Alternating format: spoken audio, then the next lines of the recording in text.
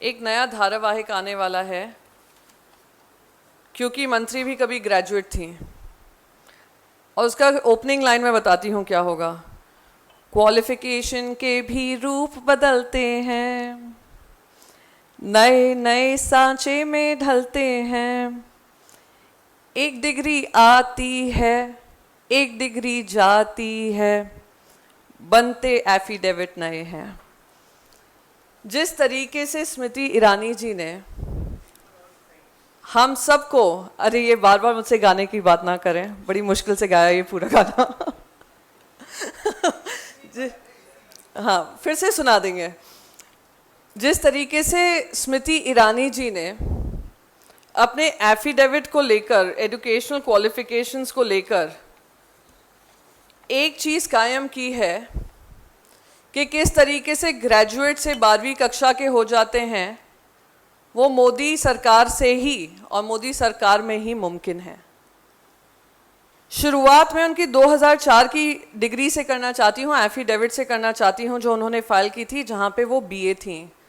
उन्होंने 96 में बीए किया था, Delhi university school of correspondence से किया था। ये बाकायदा उनका इलेक्शन का एफिडेविट है। फिर वो ग्रेजुएट हुई 2011 में, बीए से उन्होंने कहा बीए से उनका मन नहीं लग रहा है, तो क्यों ना हम बीकॉम की डिग्री बना लें। तो उन्होंने अपना एफिडेविट राज्यसभा में लिखा है, जहाँ पे कहती हैं school of correspondence Delhi university BCom part 1, पर साल बदल जाता है। वो डिसाइड करती हैं कि अब हमें 94 में करना है। फिर आता है 2014, और 2014 में वो फिर दिल्ली यूनिवर्सिटी से हटकर स्कूल ऑफ ओपन लर्निंग में, दिल्ली यूनिवर्सिटी के अंतर्गत जो चलता है, वहाँ पे बीकॉम पार्ट 1 फिर से कर रही हैं 94 में। फिर उन पे सवाल पूछा जाता है कि आपके एफिडेविट में अलग अलग सवालिया निशान क्यों खड़े हो रहे हैं। तो वो कहती हैं, आप मेरी डिग्रियों के बारे में पूछ रहे हैं, मेरे पास तो येल की डिग्री भी है जो मुझे मिल चुकी है, पर मैं वो अपने एफिडेविट में नहीं लिख रही। तो इस टाइम हमें पूरी उम्मीद थी कि वो अपनी येल की डिग्री को भी मेंशन करेंगी। येल डिग्री के साथ साथ जो भी उनकी उपलब्धियां हैं पिछले 5 साल में, हो सकता है कुछ पीएचडी कर लिया हो उन्होंने, पर पीएचडी झूठ बोलने में क्या, वो साबित हो चुका है।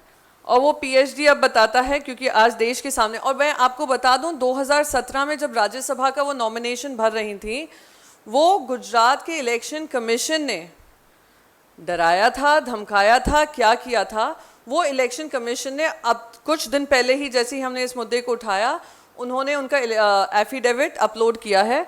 वरना फाइनली अमेठी के रास्ते से और उसके हवाले से खबर मिली है कि उन्होंने कबूल किया है कि पिछले 4 एफिडेविट में उन्होंने देश को झूठ बोला है, देश को बरगलाया है, और वो बीकॉम पार्ट 1 में भी उन्होंने डिग्री कोर्स कंप्लीट नहीं किया है। ये देश के सामने एक नई हकीकत और सच्चाई आई है कि कितना झूठ परोसने का काम भारतीय जनता पार्टी ही नहीं, भारतीय जनता पार्टी के सीनियर लीडर्स रोज देश में करते हैं। और हमें दिक्कत इस बात की नहीं है उनके एजुकेशनल क्वालिफिकेशन है या नहीं है। हमारे देश ने दिखाया है कि 10वीं पास हो, 12वीं पास हो, अगर उनके पास विजन हो और मिशन हो, तो देश की तकदीर, दिशा दशा बदल सकते हैं।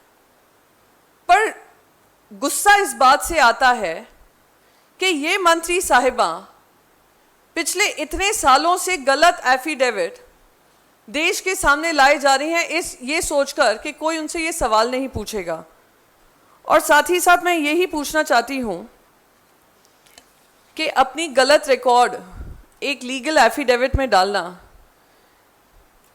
क्या ये ऑफेंस नहीं है सेक्शन 125A के अंतर्गत?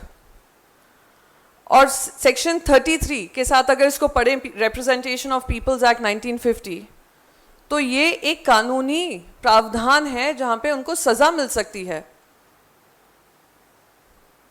तो इस तरीके से अपनी पावर का इस्तेमाल कर कर हाई कोर्ट पे भी पाबंदी लगा देना कि आप लोग उनकी एजुकेशनल डिग्रीज को देश के सामने नहीं रख सकते हैं, मैं मानती हूं ये मिसयूज ऑफ अथॉरिटी भी है। तो क्यों ना हम यूनियन मिनिस्टर श्रीमती स्मृति ईरानी से कहें कि मॉरल अथॉरिटी के अंतर्गत अगर कोई मॉरल अथॉरिटी उनमें रह गई है वो स्टेप डाउन करें इमीडिएटली, और उनका डिस्क्वालिफिकेशन